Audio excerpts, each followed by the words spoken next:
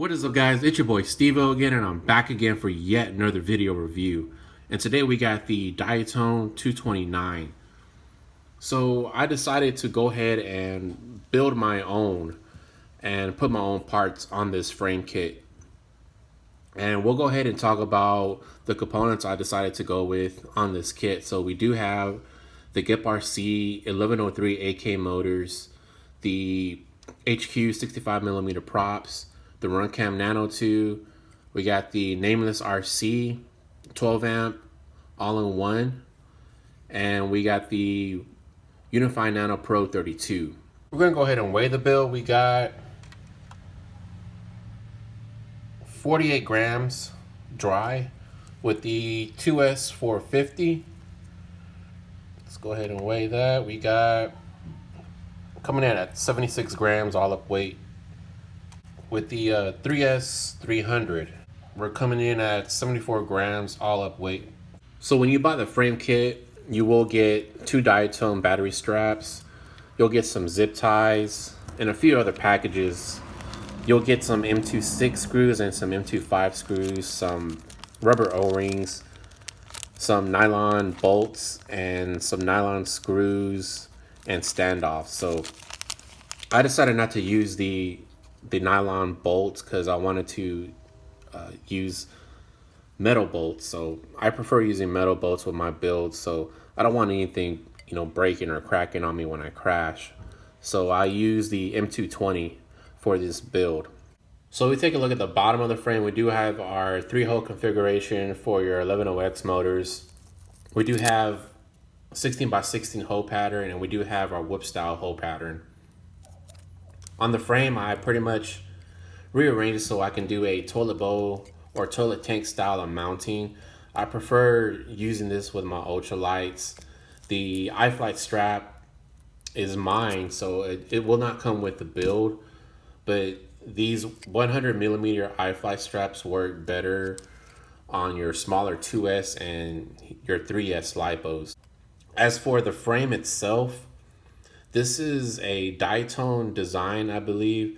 I thought Kebab had something to do with the design, but apparently he didn't. He just pretty much helped and partnered up with Diatone to, make this quad, a better flyer, and, gave him some pointers on what components to use and, keeping the weight down.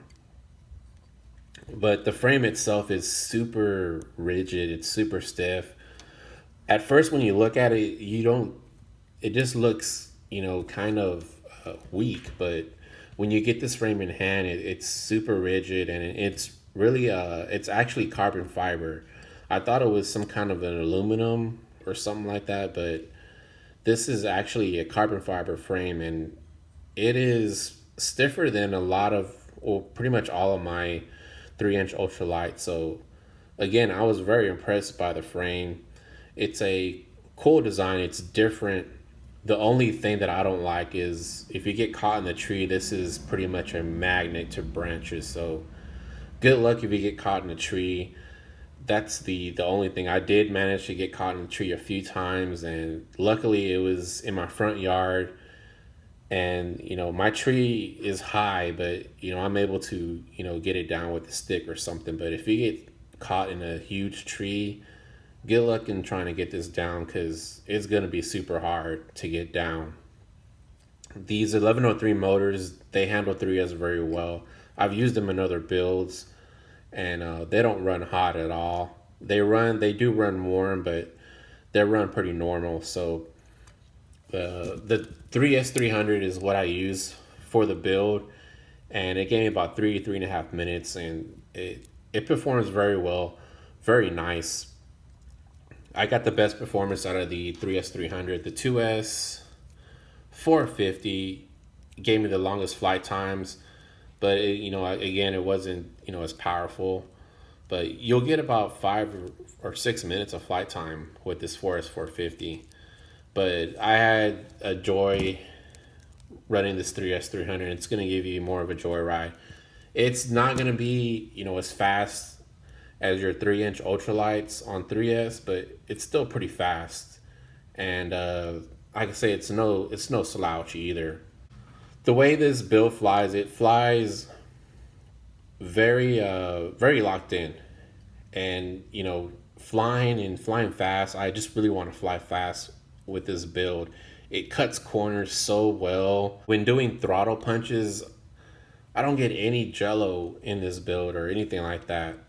No vibrations or nothing comes in the feed. It flies super smooth. And I was pretty much, happy with the flight characteristics of this guy. When I saw it, I just wanted to try something different. And, with these 65 millimeter props, it flies awesome as well. I'll throw a few clips of just flying fast and just doing, sharp turns and cornering around trees and stuff like that. But for the most part, it flies very well.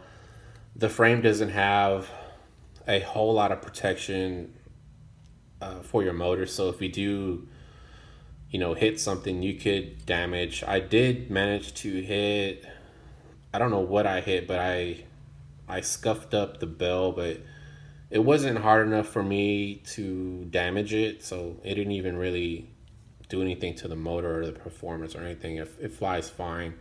But if you're one to crash a lot, this may not be the best frame for you to go with. You may want to go with something with a little bit more motor protection. But I crash, but I don't crash a whole lot. But someone that's new, you're probably gonna mess up your motors pretty quick. So that's the only drawback, is with the motor protection and you getting caught up in the tree with this guy. But all in all, I was really happy with the build. And that's one of the good things of building your own. You can put in your own parts and components. You'll have similar components with the binder fly if you do buy one online. The only thing is, I believe it will come with the 16x16 stack, so it won't come with the all-in-one. So with the all-in-one, it's going to be a little bit more lighter. And I would recommend, if you build one, just to go with the all-in-one. And the Nameless RC is been holding up very good. I haven't had any problems or issues with it, so I've been pretty happy with it. So yeah, that's about it. I just wanted to share my thoughts on this build, and I gotta say I like it a lot, and I'll be flying it for a little while, so until something else comes up. But yeah, that's about it, guys. Y'all guys like and subscribe. FPV is life, and I'll see y'all guys on the next one. Out of here.